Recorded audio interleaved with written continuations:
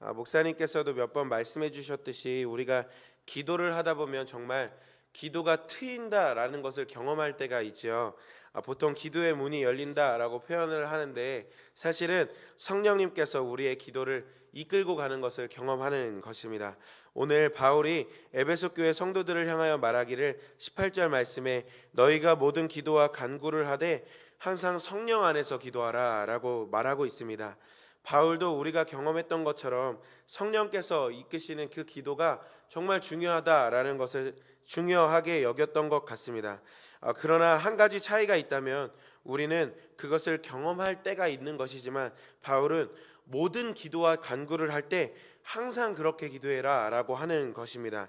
누가복음 11장에 보면 예수님의 제자들이 예수님께 나와서 예수님 저희들에게 기도하는 법을 좀 알려주십시오 라고 이야기했습니다. 그때 예수님께서 너희는 이렇게 기도하라 하면서 하늘에 계신 우리 아버지요 쭉 주기도문이 나오지요. 우리가 어떻게 고백해야 하는지를 예수님께서 다 알려주신 것입니다. 이 일을 비추어 볼 때 정말 예수님께서는 우리에게 어떻게 기도해야 할지를 다 가르쳐 주시는 분이시구나라는 것을 깨달을 수가 있습니다. 그런데 그 예수님께서 요한복음에 말씀하시기를 내가 또 다른 보혜사를 너희에게 보내주겠다라고 이야기하십니다. 보혜사가 무슨 뜻이냐? 사전을 제가 찾아보니까 우리를 보살피시며 은혜를 주시는 분이시다라고 이야기합니다. 쉽게 말하면 우리에게 도움을 주시는 분이시다라고 이야기하는 것이죠. 그러니까 예수님의 말씀은 예수님께서 우리의 보혜사이시지만 또 다른 보혜사를 우리에게 보내주시겠다, 바로 성령님을 보내주시겠다라고 이야기하신 것입니다. 그래서 우리는 알 수 있습니다. 보혜사이신 예수님께서 우리에게 기도를 가르쳐 주셨던 것처럼 또 다른 보혜사이신 성령님께서도 우리가 어떻게 기도할지를 다 알려주신다라는 것입니다. 로마서 8장 26절 말씀에 보면 이와 같이 성령도 우리의 연약함을 도우시나니 우리는 마땅히 기도할 바를 알지 못하나 오직 성령이 말할 수 없는 탄식으로 우리를 위하여 친히 간구하시느니라 라고 말씀하셨습니다. 성령님께서 우리가 어떻게 기도해야 할지를 다 가르쳐 주시겠다라고 이야기하신 것입니다. 그런데 한 가지 전제가 있습니다. 우리가 연약하기 때문에 그렇게 해주신다라는 것입니다. 그러므로 오늘 사도 바울이 이야기했던 것처럼 우리는 연약하기에 항상 기도할 때 성령 안에서 기도할 수 있어야 하겠습니다. 말씀을 묵상하면서 그렇다면 우리는 어떤 연약함을 가지고 있기에 성령 안에서 기도해야 하는가 생각해 보게 되었습니다. 그것을 정확하게 알 때 항상 성령 안에서 기도해야 한다라는 동기가 될 것 같았습니다. 그래서 우리가 어떤 면에서 연약하다고 하는 것인지를 생각해 보니 크게 세 가지가 떠오르게 되었습니다. 첫째는 우리의 힘으로 감당할 수 없는 일이 너무나도 많다라는 것입니다. 기도하는 것조차 할 수 없는, 그래서 어떻게 기도해야 하는지 알지 못하는 연약함이 우리에게 다 있습니다. 그러면 우리는 당장에 기도를 포기해버리고 맙니다. 그러나 그때가 사실은 가장 기도해야 할 때입니다. 우리가 보통 정말 몸이 좋지 않고 큰 병에 걸리게 되었을 때 사람이 입맛을 가장 먼저 잃어버리는 것을 보게 됩니다. 그러나 입맛이 없다고 먹지 않으면 어떻게 됩니까? 건강을 회복할 수 없고 병은 점점 더 악화되는 것이죠. 제 아내도 아이를 갖고 처음에 속이 좋지 않아서 아무것도 먹고 싶지 않아 했습니다. 그런데 먹고 싶지 않다고 진짜 먹지 않으면 안 되는 것이죠. 옆에서 뭐라도 막 먹어야 된다고 하면서 이것도 주고 저것도 주고 했습니다. 안 먹으면 안 되니까 그렇게 했습니다. 물론 조금씩밖에 못 먹어서 남은 걸 제가 다 먹기도 하고 가끔은 제가 먹고 싶은 걸 사다 주기도 하고 막 그랬습니다. 그런데 이것과 마찬가지로 기도도 마찬가지입니다. 입맛이 없을 때가 가장 먹어야 하는 때인 것처럼 사실 기도가 나오지 않고 도저히 어떻게 해야 할지 탄식밖에 나오지 않는 연약함 중에 우리가 있다면 그때가 사실은 가장 기도해야 할 때라는 것입니다. 그것을 위해서 성령님께서 우리 안에 오셨습니다. 도우시는 그 성령 안에서 더욱 기도할 수 있도록 성령님께서 우리 안에 오신 것입니다. 그래서 우리는 그런 연약함이 있기에 우리는 늘 성령 안에서 기도해야 한다라는 것입니다. 두 번째로 우리에게 어떤 연약함이 있는가? 우리가 죄인이라는 연약함이 있습니다. 그래서 우리는 성령 안에서 기도해야 합니다. 흔히 유구무원이라는 말이 있습니다. 죄인이기에 아무런 말도 할 수 없다라는 것이죠. 몇 개월 전에 주일날 교회 아이들이 복도에서 뛰어놀다가 저 복도 끝에 있는 화분을 깨먹은 적이 있습니다. 그 화분은 저기 부동산 집의 화분이었습니다. 그러나 그분들이 주일에는 일하지 않고 휴일이기 때문에 연락할 방법이 없었습니다. 그래서 제가 어떻게 했냐면 깨진 쪽이 안 보이도록 이 깨지지 않은 쪽으로 이렇게 화분을 잘 돌려 놓았습니다. 그리고 메모를 남겨두었습니다. 사장님, 저희 아이들이 복도에서 놀다가 화분을 깨트린 것 같습니다. 배상해드리거나 화분을 교체해드리겠습니다. 연락 부탁드립니다. 그렇게 조치를 취했습니다. 그런데 그렇게 주일이 지나고 또 월요일은 저희가 쉬는 날이니까 그렇게 월요일을 휴일로 보내고 나니까 그 화분을 깨먹었다는 사실을 완전히 잊어버린 것입니다. 부동산 사장님도 저희가 화분 깨지지 않는 쪽으로 깨끗하게 이렇게 돌려놨기 때문에 그것을 눈치채지 못하고 계셨습니다. 그래서 그렇게 며칠이 이렇게 지나게 되었는데 어느 날 부동산 사장님이 물을 주시다가 화분 깨진 것을 발견하시고 쪽지를 발견하셔서 저희에게 오셨습니다. 저희가 얼마나 죄송하던지 바로 저희가 먼저 찾아가서 죄송하다 양해를 구하고 이렇게 바꿔드렸어야 되는데 이게 저희 완전히 까먹고 있다가 그렇게 된 것이죠. 얼마나 죄송하던지 아무 말을 할 수가 없었습니다. 그저 죄송하다는 말밖에 할 수가 없었습니다. 얼른 꽃집에 가서 최대한 비슷하고 전에 화분보다 더 좋은 화분 가져다가 열심히 화분을 갈아드렸습니다. 하나님 앞에서 우리의 모습이 이와 같은 것 같습니다. 화분을 깨트린 것으로도 우리가 이렇게 잘못을 고백하는데 하물며 하나님의 아들 예수 그리스도를 십자가에 못 박은 우리가 하나님 앞에서 무슨 말을 할 수 있을까 생각하게 되죠. 죄인인 우리는 정말 아무 말도 할 수 없는 것입니다.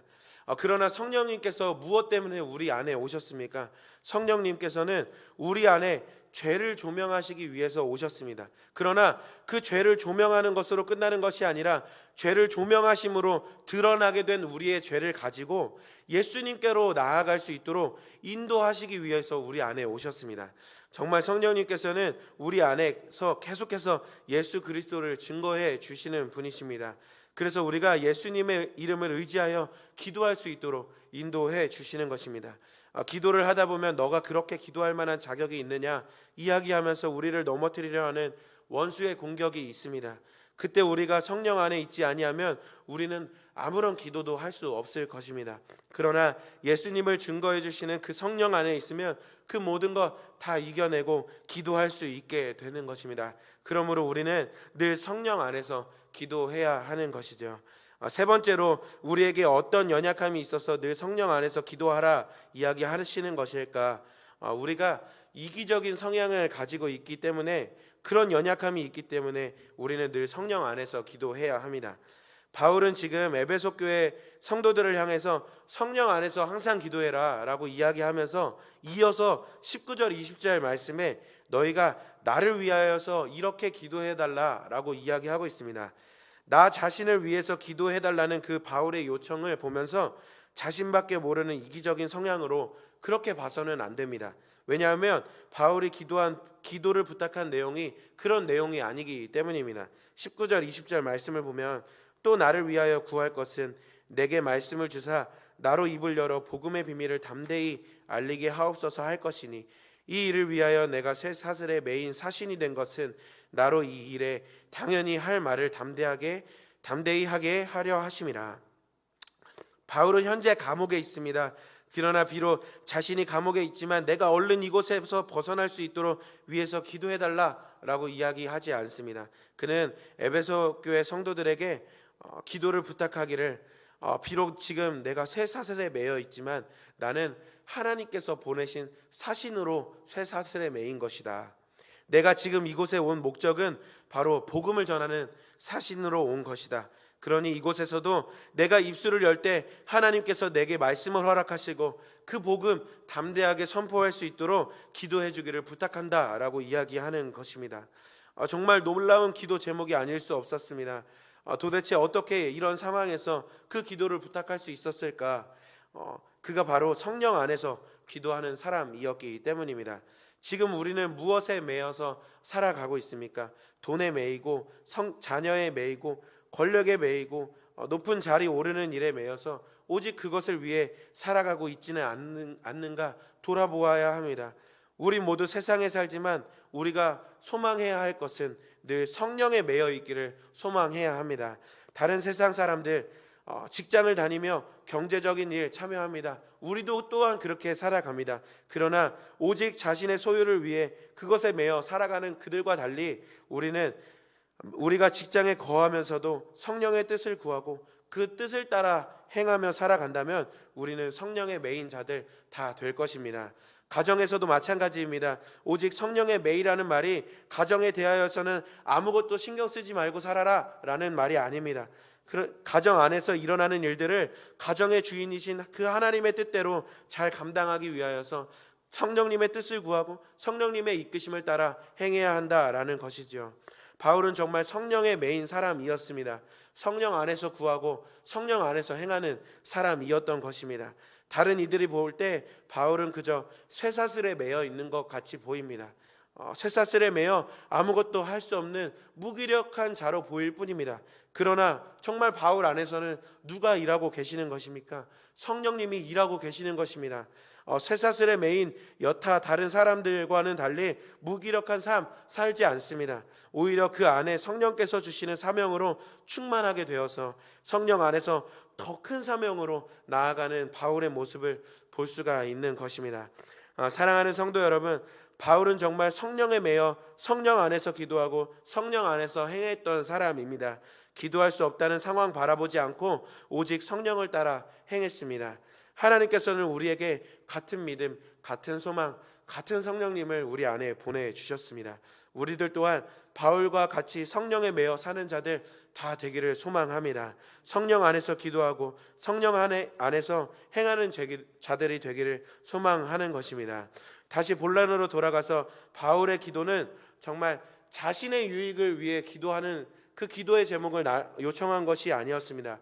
그런 이기적인 기도 제목이 아니었습니다. 성령 안에서 그렇게 기도해 주기를 중보 요청한 것입니다. 오히려 바울은 이 중보 요청을 통하여서 이기적인 요청을 한 것이 아니라 오히려 에베소 교회 성도들이 자신의 기도 제목만을 위해서 기도했던 그 이기적인 자리에서 벗어나 이제는 바울을 위해서 기도할 수 있는 자로, 다른 사람을 위해서 기도할 수 있는 자로 초청하는 것입니다. 성령 안에서 기도하는 것 바로 이런 것입니다. 자기 유익을 구했던 기도에서 벗어나 이제 다른 사람을 위해서 기도하게 되는 것입니다. 이번 주 목요일 한문 기도회가 진행됩니다. 한때는 한문 기도회를 오전부터 오후까지만 진행했던 때가 있었죠. 늘 그렇게 24시간 해야 한다는 부담감이 있었지만 형편상 그렇게 할 수 없었다라고 생각되어집니다. 그러나 몇 개월 전부터 24시간 기도회로 바꾸어 기도하고 있습니다. 처음에 24시간으로 진행한다는 이야기 듣게 되었을 때 이게 될까? 빈 시간이 많아서 괜히 내가 그 자리 다 앉아 있어야 하는 것 아닐까 염려하는 마음이 있었습니다. 믿음이 없는 생각이죠.